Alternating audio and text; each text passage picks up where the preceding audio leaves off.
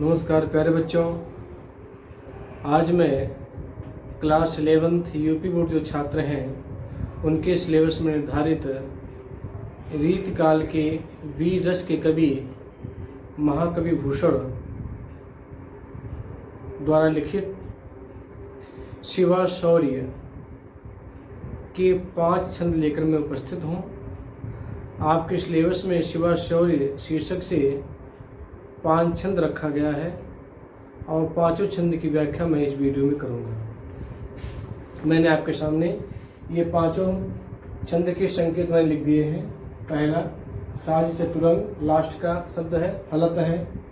दूसरा है बाने फहराने, लास्ट का शब्द है फन शेष के। तीसरा है छूटत कमान, लास्ट का शब्द है कोट में। चौथा है इंद्र निज, लास्ट का शब्द है गिरीश को। 5वां है प्रेतनी बुकट चढ़ाई है। ये 5 छंद जो है शिवा शौर्य शीर्षक से आपके सिलेबस में रखे गए हैं और इन 5 छंद की व्याख्या मैं इस वीडियो में करूंगा। जैसे कि मैंने आपको बताया कि महाकवि भूषण रीत काल काव्यधारा के अंतर्गत आते हैं। ये इनकी जो रचनाएं हैं वह वीर रस से ओतप्रोत हैं। इनकी 3 रचनाएं मिलती हैं। एक शिवराज भूषण, शिवा बावनी और छत्रसाल दशक। इसमें इन्होंने ये 2 राजाओं के आश्रयदाता थे, आश्रम रहते थे। एक छत्रपति शिवाजी महाराज और दूसरे छत्रसाल। इन दोनों के राजाओं के आश्रम रह करके इन्होंने कविताओं को सृजन किया और उत्साहपूर्वक कविताएं लिखी और इन्हें सच्चे अर्थों में कहें तो हिंदी की राष्ट्र कवि प्रथम रूप से इनको स्वीकार करना चाहिए कि जिस तरह से राष्ट्र के प्रति या हमारे भारतीय राजाओं के जो दुश्मनों के प्रति उनके अंदर उत्साह भरने का जो कार्य किया अपने लेखनी के माध्यम से वो भूषण जी ने किया। इस प्रकार शिवाजी की तलवारें दुश्मनों पर टूट पड़ती थी, उसी प्रकार भूषण जी अपने लेखनी के द्वारा शिवाजी के अंदर एक उत्साह एक उमंग डालते थे। यानी जो काम शिवाजी की तलवारें करते थे दुश्मनों के लिए वही काम जो है भूषण की लेखनी किया करते थे। तो आज मैं आपके सिलेबस में जो शिवा शौर्य शीर्षक से जो 5 छंद आपके सिलेबस में रखे गए हैं उन छंद को आप हम लोग देखते हैं। शिवा शौर्य, इसमें इन्होंने महाराज शिवाजी की यश का गान किया है, उनके शौर्य, उनके पराक्रम, उनके बहादुरी का वर्णन किया है। आइए देखते हैं। पहले देखिए साजी चतुरंग शयन अंग में उमंग धारी, सरजा शिवाजी जग जीतन चलत हैं। भूषण बनत नाद विहत नगारन के, नद नद मद गवरन के लरत हैं। ऐल फैल खैल भैल खलक में गैल गैल, गजन की ठैल पैल सैल उलसत हैं। तारा सो तरन धुर धारा में लगत जिमे, धारा पर पारा परवार यो हलत है। साजी चतुरंग शयन अंग में उमंग धारी, सरजा शिवाजी। जो राजाओं के राजा शिवाजी हैं वो साजी चतुरंग, चतुरंग होता है 4 सैन्य, मतलब 4 प्रकार की सेनाओं को तैयार करके। 4 प्रकार की सेना कौन सी? रथ, हाथी, पैदल, घोड़ा। ये 4 प्रकार की सेनाएं होती हैं। कह रहे जो राजाओं के राजा शिवाजी हैं वो युद्ध जीतने के लिए अपनी 4 प्रकार की सेनाओं को तैयार करके और उनकी सेना में अधिक उत्साहित होकर के वह जंग जीतने के लिए, युद्ध जीतने के लिए प्रस्थान कर चुके हैं। भूषण भनत नाद विहद नगारन के, महाकवि भूषण कहते हैं कि जो शिवाजी के युद्ध के लिए जो निकल चुके हैं और उसमें जो नगाड़े बज रहे हैं, विहद नगारन के यानी जो नगाड़े बज रहे हैं उनकी जो आवाज़ हो रही है, नद नद मद गवरन के लड़ते हैं। कह रहे उसकी आवाज़ से ऐसा लग रहा है जैसे गवरन मतलब होता है हाथी, हाथी के कान से मद की नदी और नाले बह निकले हों। कान, उनके जो हाथी का जो कान होता है उससे एक मद होता है, रक्त तरल पदार्थ होता है जो कान से बहता है और जो शुभ माना जाता है। तो कवि कह रहा है कि जो नगाड़े की उनके स्वागत में और उनके उल्लास में जो नगाड़े बज रहे हैं उसकी आवाज़ इतना ज़्यादा है कि जो हाथी हैं, हाथी के कान से जो मद निकल रहा है वह नदी नालों की तरफ बह रहा है। नाला तो मतलब बह रहा है। ऐल फैल खैल बैल खलक में गैल गैल, खलक मतलब होता है संसार। कह रहे कि इनकी जो सेना है वह पूरे संसार के गली गली में फैल गई है। ऐल फैल खैल बैल खलक में गैल गैल, यानी संसार की गली गली में इनकी सेनाएं जो हैं वह फैल गई हैं। गजन की ठैल पहले सर उलसत है। गजन मतलब हाथी, हाथी के धमक से ठैल पहले सल मतलब होता है पहाड़ या चट्टान। कह रहे हैं कि हाथी के पैर की धमक से जो शैल यानी जो पहाड़ है उलसत हैं वो भी उखड़ जा रहे हैं। तारा सो तरन धुरी धारा में लगत जिम्मे, धारा पर पारा पारावार यूँ हलत हैं। कवि कह रहा है कि उनकी सेना चलने से जो अत्यंत धूल उड़ रही है वह धूल जो ऊपर आकाश में जाती है तो जो तरंग मतलब सूर्य, जो सूर्य है उस धूल में तारे की तरह नजर आ रहा है। जो सूर्य है उस धूल में एक छोटे से तारे की तरह नजर आ रहा है। और कह रहे हैं, और जो कह रहे थारा पारावार पर यूँ हलते हैं, और पारावार मतलब होता है समुद्र। कह रहे हैं कि जो समुद्र है वह जो है एक थाली में रखे हुए पारे की तरह कंपन कर रहा है। यहाँ पर अतिशयोक्त वर्णन किया गया है। अतिशयोक्त मतलब होता है जहाँ पर बड़ा जहाँ का वर्णन किया जाए, वहाँ पर अतिशयोक्त अलंकार होता है। इस तरह से मैंने आपको पहला वाला बताया। दूसरा देखिए, बाने फहराने घराने घंटा गंजन के। कह रहे बाने फहराने, बाने मतलब झंडा, उनका झंडा फहरा रहा है। घराने घंटा गजन के, और जो उनके हाथियों के गले में जो घंटी लगी हुई घंटी वो बहुत कह रहे हैं कि ना ही ठहराने रावणान देश देश के। कह रहे हैं कि शिवाजी अपना झंडा फहराते हुए और उनके हाथियों के गले में जो घंटी लगी हुई है वह बहुत तेज आवाज़ कर रही हैं। ना ही ठहराने राव राने देश के, कह रहे हैं उनके शिवाजी की सेना के सामने जो देश विदेश के जो राजा महाराजा हैं वो जो है ठहर नहीं पाते हैं, इनका मुकाबला करने में अक्षम रहते हैं। नग भयराने ग्राम नगर पराने सुने, बाजत निशाने शिवराज सु नरेश के। कह रहे हैं कि उनकी सेना चलती है तो नग भयरा, नग होता पहाड़, पहाड़ जो है भबरा के गिर पड़ जा रहे हैं। ग्राम नगर प्राणे सुने, और जो गांव और शहर के जो लोग हैं वो सब भाग रहे हैं। बाजत निशाने शिवराज नरेश के, और उनके जो नगाड़े बज रहे हैं, किसके? शिवराज नरेश के, जो महाराज शिवाजी हैं उनके जो नगाड़े बज रहे हैं उस नगाड़ों की आवाज़ को सुन करके जो पहाड़ हैं वो भबरा कर गिर जा रहे हैं, और जो गांव के और शहर के जो लोग हैं वो दूर भाग जा रहे हैं। उसकी आवाज़ उनको कानों तक बहुत चुभ रही है, वो दूर भाग रहे हैं डर के मारे। हाथिन के हौदा उकसाने को मुकुंजर के, भवन को बदन अले छुट लटके सके। कह रहे हाथिन के हौदा, जो हाथी के ऊपर हौदा रखा है इस पर बैठते हैं लोग, वह हाथी की तेज चाल से वो खसकने लगा है। उकसाने को मुकुंजर के, और जो हाथी है, हाथी के जो कान से जो मद निकल रहा है, भवन को बजाने अले छुट लटके सके। कह रहे हैं जो भौरे उस मद का पान करने के लिए जब जाते हैं तो हाथियों की गति इतनी तेज है, ऐसे लगता है कि भवन को बजाने हले छुट लटके इसके। जब भौरे उसे लेकर के अपने स्थान पर जाते हैं तो ऐसा लगता है जैसे कोई अपने बालों की लटे को खोल दिया हो और वह उड़ रहा हो। करें भवन को बजाने अली छूट, अली मतलब होता है छोटे लटके इसके, यानी कोई बाल अपने बाले के लटों को ही खोल दिया हो, ऐसे भौरे जो है लग रहे हैं। दल के दरंते कमट करारे फुटे केर से पात भेराने फंसेस के। कह रहे हैं कि जो दल मतलब समूह, जो शिवाजी की सेना है उसके धमक से कमट करारे फूटे। जो पृथ्वी कहा जाता है, पौराणिक मानता है कि पृथ्वी जो है वह कछुए की पीठ पर टिकी हुई है और जो शेषनाग है उनके फन पर टिकी हुई है, ऐसा पौराणिक मानता है। तो कह रहे हैं दल के दरांते कमट करारे फूटे।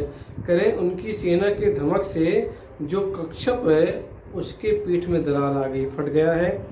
केरा के से पात बेरान फनसेज के, और जो शेषनाग जो है वह केले के पत्ते की तरह क्या हो गया है, उनका फन जो है फट गया है, यानी कोई भी इनका भार जो है वहन नहीं कर पा रहा है। यानी इस पंक्तियों में महाकवि भूषण ने अतिशयोक्ति अलंकार का बहुत दायक प्रयोग किया है। दूसरा लोगों ने पढ़ लिया, अब तीसरा देखिए। छूटत कमान बान बंदक रूपोक बान मुश्किल होत मोर्चानु की ओट में। अब उनकी सेना के सामने जो दो विपक्षी सेना है वह हमलावर हो जाती है। कह रहे हैं छूटत कमान बान यानी धनुष से बाण छोड़ रहे हैं, बंदकरू और बंदूक से गोलियां आ रही हैं, कोकबान ऐसे बाण कहते हैं जिस बाण में छोड़ते समय ध्वनि निकलती है। मुश्किल हो तो मोर्चाने की ओट में। कह रहे हैं कि जो इनकी सेना है एकाएक इनके ऊपर धनुष से बाण, बंदूक की गोली और ऐसा बाण जो ध्वनि करती हुई इनकी सेना की तरफ आ रही है और इनको जो है उसको प्रहार को झेलना मुश्किल हो रहा है। लेकिन जब उन्हें शिवाजी को लगा कि मेरी सेना को मुश्किल हो रहा है के लिए उन्होंने विपक्षियों ने अचानक आक्रमण किया था। तो ताही समय शिवराज हुक्म के हल्ला कियो दावाबाद द्वेष पील ले जोट में। उसी समय जो शिवाजी हैं अपनी सेना को आदेश देते हैं और उनकी सेना जो है दावाबाद द्वेष पे बिरले जोट में, और उनकी सेना मजबूती के साथ दूसरी सेना पर टूट पड़ती है। भूषण भनत हिम्मत कहाँ लो कहूँ, कीमत यहीं लग जगह बटे झूठ में। कह रहे हैं कि भूषण जी कह रहे हैं कि हे शिवाजी, मैं आपकी बहादुरी का कहाँ तक वर्णन करूँ, कीमत यहीं लग जाके बटे झूठ में। आपकी सेना ने जो वीरता का कार्य किया है, जो वीर कार्य कर रहे हैं, उसके समक्ष मेरे पास इतनी बुद्धि नहीं है कि मैं आपकी हिम्मत और बहादुरी का वर्णन करूं। ताव दे दे मूछन कंगुरन पे पाँव दे दे। कह रहे इनकी जो सेना है वह दुश्मन अपने मूछों पर ताव दे करके, ताव दे दे मूछन अपने मूछों पर ताव दे करके कंगुरन पे पाँव दे दे, और दुश्मनों के सीने पे, कंगुरन मतलब होता है सीना, उनके सीने पर पैर रख करके घाव दे दे, यानी दुश्मन को घाव देते अरे मुख कूद पड़े कोट में, और उनको मारते हुए घाव देते हुए, तलवारों से घाव देते हुए उनके किले में क्या होते हैं, कूद पड़ते हैं। कौन? शिवाजी की सेना। इस तरह से मैंने आपको तीसरा बताया। चौथा देखिए, इसमें इस चौथे छंद में भूषण जी ने शिवाजी के यश का वर्णन किया है, और यश का जो रंग माना जाता है वो श्वेत माना जाता है, सफ़ेद माना जाता है। ये देखते हैं, इंद्र निज हेरत फिरत गज इंद्र अरु, इंद्र को अनुज हेरे दुखन धन दीश को, भूषण भनत सुर सरता को हंस हेरे, विधि हेरे हंस को चकोर रजनीश को, साहित्यन सर्जा यो करनी करे तो हैं, हों अचंभे देव कोटि 33 को, पावत न हेरे तेरे जस में हिराने निज, गिर को गिरीश हेरे गिरिजा गिरीश को। कह रहे इंद्र निज हेरत फिरत गज इंद्र, जो इंद्र भगवान है निज हेरत फिरत गज इंद्र, वो अपनी गजेंद्र मतलब होता है अपनी एरावत हाथी को ढूंढ रहे हैं। इंद्र भगवान जो है निज हेर, निज मतलब अपना, हेरत मतलब होते हैं खोजना, फिरत खोजते हुए फिर रहे हैं, गज इंद्र किसको? अपने एरावत हाथी को खोजते हुए फिर रहे हैं। कौन? इंद्र जी। इंद्र को अनुज हेरे दुख धन दीश को, कह रहे हैं कि जो इंद्र के अनुज है यानी विष्णु भगवान जी दुखन धन दीश को, दुखन धन दीश मतलब क्षीर सागर को ढूंढ रहे हैं। जो विष्णु भगवान हैं अपने क्षीर सागर को ढूंढ रहे हैं। भूषण बनत सुर सरिता को हंस है। कवि भूषण कहते हैं कि जो हंस है, हंस जो पक्षी है वह सुर सरिता को यानी सरोवर को ढूंढ रहा है। विधि हेरे हंस को चकोर रजनीश को। और विधि मतलब ब्रह्मा, ब्रह्मा जी जो है हंस को ढूंढ रहे हैं, चकोर रजनीश को। और जो चकोर पक्षी है रजनी मतलब तो चंद्रमा, चंद्रमा को ढूंढ रहा है। रजनीश, रजनी धन ईश, जो रात्रि का ईश्वर यानी चंद्रमा। फिर से देखिए, इंद्र जी अपने ऐरावत हाथी को ढूंढ रहे हैं और विष्णु भगवान जी क्षीर सागर को ढूंढ रहे हैं। भूषण जी कहते हैं कि हंस जो है वह सुर सरिता को ढूंढ रहा है और ब्रह्मा जी जो है हंस को ढूंढ रहे हैं, चकोर रजनीश को। और चकोर पक्षी जो है वह चंद्रमा को ढूंढ रहा है। साहित्य ने सरजायो करनी करे तो हैं, कह रहे हैं कि हे शाहजी के पुत्र, साहित्य में लोग शाहजी के पुत्र थे, हे शाहजी के पुत्र शिवाजी, आपने ऐसा कार्य ही किया है कि होते हूँ अचंभव देव कोटियों ततीश को।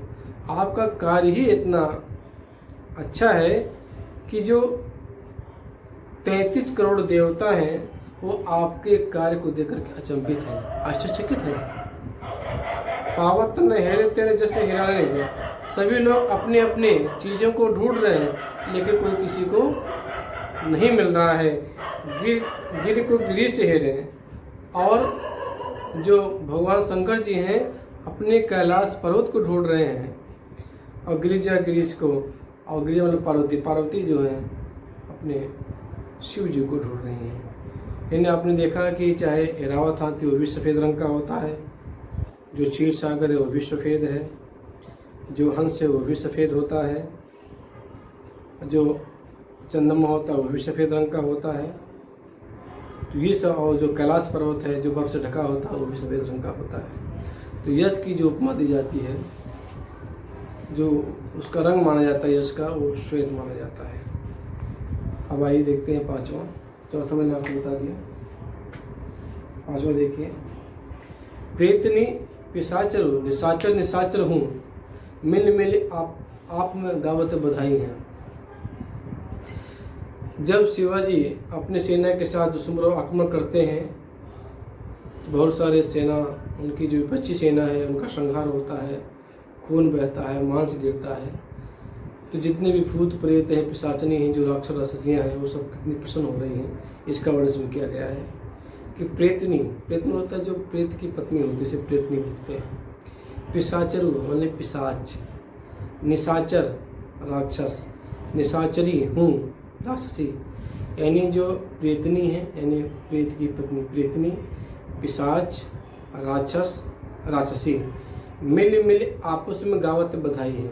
सभी लोग आपस में मिलकर के एक दूसरे को बधाई दे रहे हैं। क्यों दे रहे हैं? ये इसलिए बधाई दे रहे हैं क्योंकि आज उनको आहार मिलने वाला, भोजन मिलने वाला। कहाँ? जो शिवाजी दुश्मनों पर जो आज उन्होंने गुस्सा कर रखा है, दुश्मनों पर उनकी सेना टूट पड़ी है और उसके लिए आहार तैयार हो रहा है।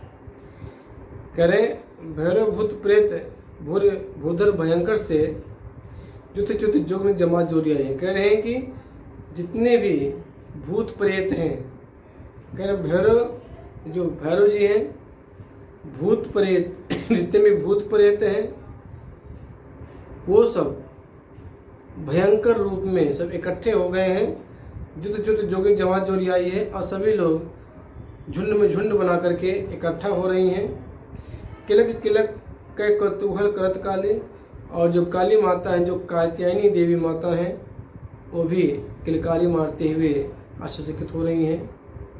डिम डिम डमरू दिगंबर बजाई है, जो दिगंबर शिव, जो शिव जी हैं वो भी अपनी उनकी जो सेना है उनको प्रसन्न होता देख करके अपना डमरू बजा रहे हैं, यानी वो भी खुशियाँ जो है व्यक्त कर रहे हैं।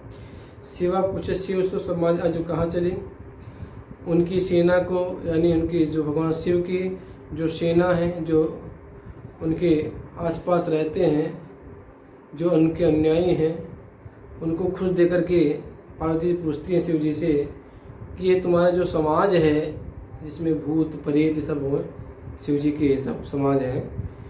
शिवा पूछियो मतलब पार्वती जी शिव मतलब शिव भगवान शंकर से सो समाज आज कहाँ चली। ये जो तुम्हारा समाज है, भूत प्रेत पिशाच राक्षस राशि, ये जो तुम्हारा समाज है ये आज कहाँ जा रहा है, इतना प्रसन्न क्यों है। तो शिव जी पार्वती से कहते हैं कि काहू पे शिव नरेश भुगुट चढ़ाई है। हे पार्वती जी, आज जो शिव जी जो राजा हैं वो किसी पर उनकी जो भ्रुकुटी है वो टेढ़ी हो गई है, यानी वो किसी पर क्रुद्ध हुए हैं, गुस्सा हुए हैं, इसलिए हमारी सेना इसलिए खुश हो रही है। अगर शिवाजी किसी पर गुस्सा हुए हैं तो निश्चित है उनके लिए आहार मिलेगा। आहार में क्या, खून मांस, वहाँ पर लाशें गिरेंगी, तो उनका जो आहार है, इसलिए हमारा समाज खुश है। और वह समाज जो है वहाँ जा रहा है जहाँ पर शिवाजी युद्ध लड़ रहे हैं, क्योंकि उनका गुस्सा आना ही इन लोगों के लिए खुशखबरी है। इस तरह से प्यारे बच्चों, मैंने आपको इस वीडियो में महाकवि भूषण जो रीतिकाल के वीर रस के कवि कहे जाते हैं, आपने वीर रस की कविताएँ इसमें पढ़ा, आपने सब वीर रस में कही गई हैं। अतिशयोक्त वर्णन किया गया है, बढ़ाचढ़कर वर्णन किया गया है। इसलिए किया जाता है जिससे राजा के अंदर एक उत्साह, एक उमंग आए और दुश्मनों को एक झटके में पराजित कर सकें। तो मैंने इस तरह से आपको आपके सिलेबस में जो 5 छंद हैं उसकी व्याख्या बताई, और मुझे उम्मीद है कि ये व्याख्या आपको जरूर पसंद आएगी। जैसे कि मैं बार बार कहता आया हूँ कि जब भी ये व्याख्या आप सुने तो अपने पास किताब लेकर जरूर बैठें, जिससे आपकी व्याख्या आपको पढ़ने में सुनने में आपको आसानी हो। तो आज के लिए इतना ही, और जल्दी ही मैं एक नई वीडियो के साथ उपस्थित होता हूँ। तब तक अपना ख्याल रखिए। जय हिंद, वंदे मातरम।